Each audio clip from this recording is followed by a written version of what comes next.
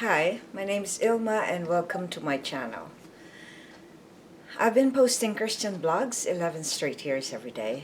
Today I'd like to share Genesis 16 verses 7 to 16. Here's the word of God. The angel of the Lord found her by a spring of water in the wilderness, the spring on the way to Shur. And he said, Hagar, servant of Sarai, where have you come from and where are you going? She said, I am fleeing from my mistress Sarai. The angel of the Lord said to her, return to your mistress and submit to her. The angel of the Lord also said to her, I will surely multiply your offspring so that they cannot be numbered for multitude. And the angel of the Lord said to her, behold, you are pregnant and shall bear a son. You shall call his name Ishmael, because the Lord has listened to your affliction.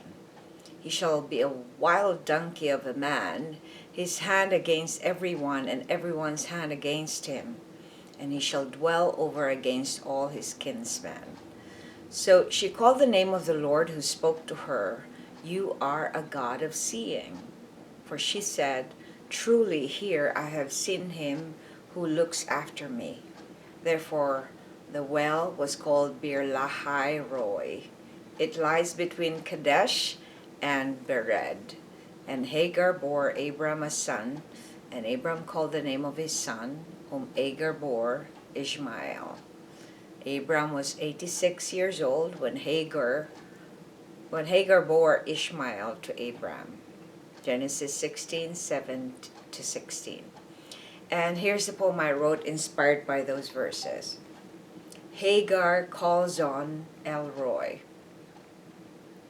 After Abram slept with the servant Hagar, she decided to leave her mistress Sarah. While she was fleeing from Sarai, an angel found her by a spring of water. It was in the wilderness that she sought refuge, and she called on the Lord. Then the angel announced to her that she is pregnant and shall bear a son.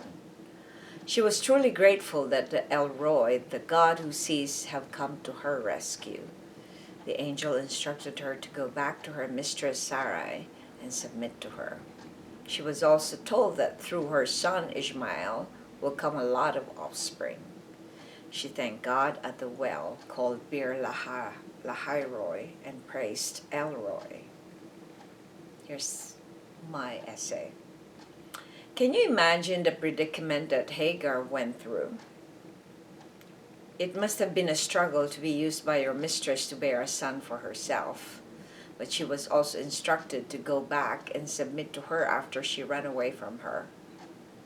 God proved to her that He is a God who sees what she was going through.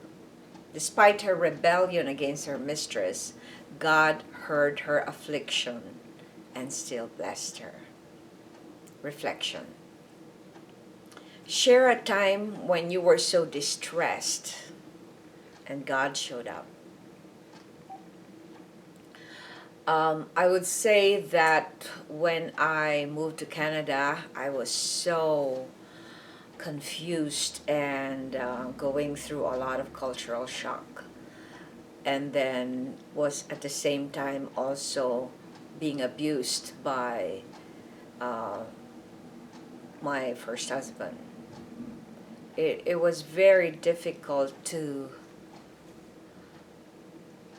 understand the consequence of my leaving the Philippines and going to a foreign country without really knowing what I got myself into, because I had an internet relationship with my first husband. I met him in the internet, and I didn't really know what I was getting myself into, and true enough, it wasn't good.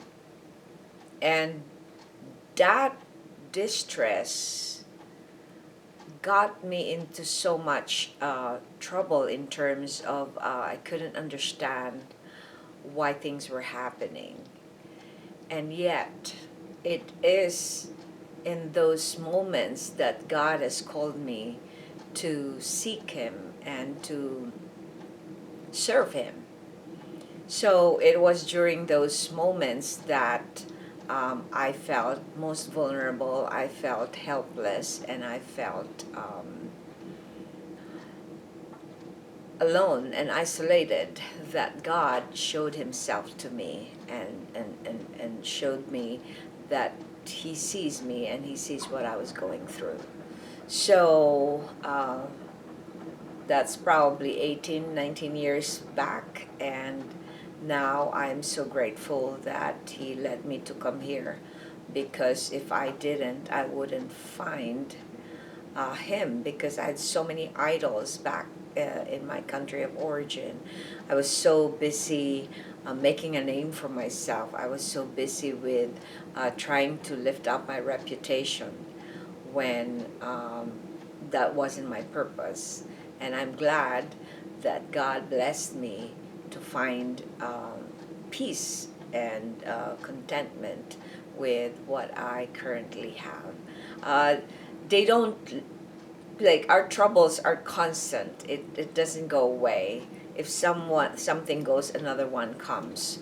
But I'm so grateful that God has given me that faith that I needed so badly, and that He's walking me through life with much peace and joy. Thanks for watching. I hope you check my website at ILMA'S.com for artworks, photographs, and a copy of this blog. Please subscribe to my channel on YouTube so I could make more videos, give you the Word of God. And if you haven't already, if you'd like to check over 3,000 videos I've done in 11 years I've been doing this, just type on Google or YouTube search ILMA'S Home Devotional. Have a wonderful day.